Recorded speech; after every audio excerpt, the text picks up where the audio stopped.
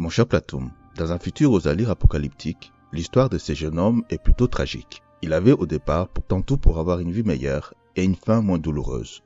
C'était un jeune garçon studieux, un intellectuel qui chérissait la vie de chaque être vivant que notre belle planète a à offrir. De par sa mère, il devint un sage, un amoureux des études.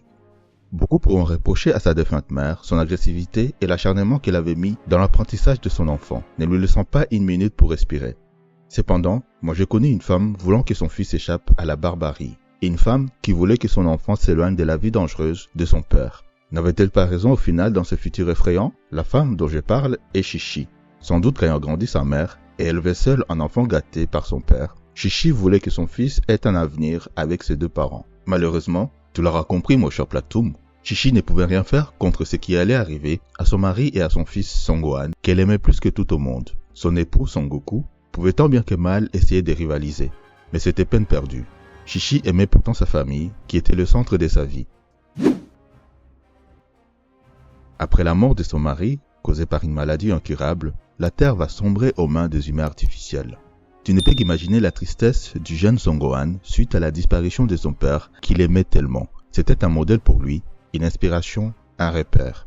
Sa vie, qui était jusque-là toute tracée par Chichi, parsemée des livres et des bibliothèques, devint incertaine. Qu'allait-il devenir? Quel choix faire face à cette vie? Tant que son modèle de père était encore vivant, Son Gohan pouvait se permettre de ne pas se battre et accomplir ses tâches de protecteur de l'humanité. Il se rendit alors compte de tout ce que son père représentait, et la chance qu'il avait eue, lui et la Terre, de pouvoir compter sur lui. Lorsque les humains artificiels débarquent sur Terre, ils causent le chaos, sèment la terreur. Tour à tour, l'entourage de Son Gohan est décimé. Bientôt, il ne restera plus que lui, Bulma, la meilleure amie de son défunt père, et le fils de Bulma, appelé Trunks.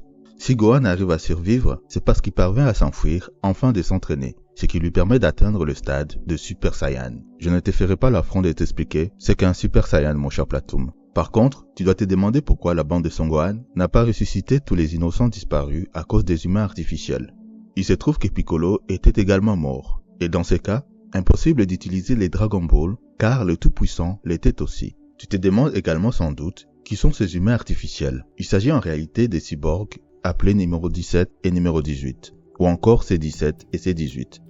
Jadis, c'étaient des humains comme toi et moi. Numéro 17 est aux commandes des atrocités qu'ils commettent sur Terre. Il est sadique et prend du plaisir à ravager et piller les villes tout doucement pour faire plus de mal et faire agoniser la population. Sa plus grande peur est la nuit de ne plus rien avoir à détruire après. Ces deux-là aiment torturer les gens, et parfois tout cela est retransmis à la télévision, toute cette violence inspirant la peur. Numéro 18 de son côté a l'air d'une jeune fille coquette, aimant les habits et la mode. Elle aime tout comme numéro 17 les jeux vidéo et les attractions. Leur violence peut s'accroître en fonction de leur humeur.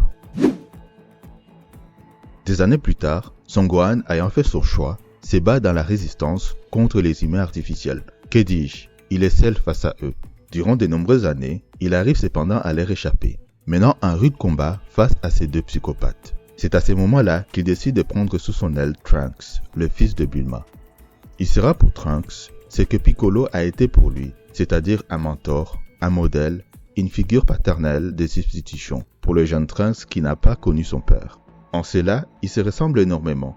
Ce sont deux jeunes meurtris par l'absence de leur père et qui doivent subir la violence quotidienne des humains artificiels et les regarder impuissants éliminer les innocents jour après jour. Trunks a le caractère de tout jeune de son âge qui vit dans un monde foudroyé par la terreur. En effet, il veut se battre, n'ayant pas conscience du danger. Il pense qu'il peut rivaliser avec les androïdes. Son Gohan essaie de calmer ses ardeurs et de l'entraîner. L'entraînement est rude, mais partager tous ces moments va rapprocher considérablement les deux jeunes hommes, les deux jeunes mi-humains. Leur bravoure, leur amitié dans ces futurs dramatiques me donne presque la larme à l'œil. Pense au présent, mon cher Platoum. Ils sont tous unis et peuvent compter les uns sur les autres si l'un flanche.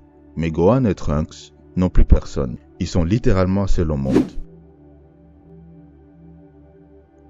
Trunks commence à admirer Son Gohan, et évidemment, c'est aussi l'occasion de parler de son défunt père avec lui qu'il a connu. Gohan n'est désormais plus seul pour affronter les humains artificiels. Trunks se joint à lui dans le combat après son entraînement. Un jour, lors d'un combat féroce auquel Trunks participe, Gohan est contraint de risquer sa vie pour sauver le jeune garçon, afin de l'éloigner des androïdes. C'est alors qu'il va perdre son bras dans la bataille.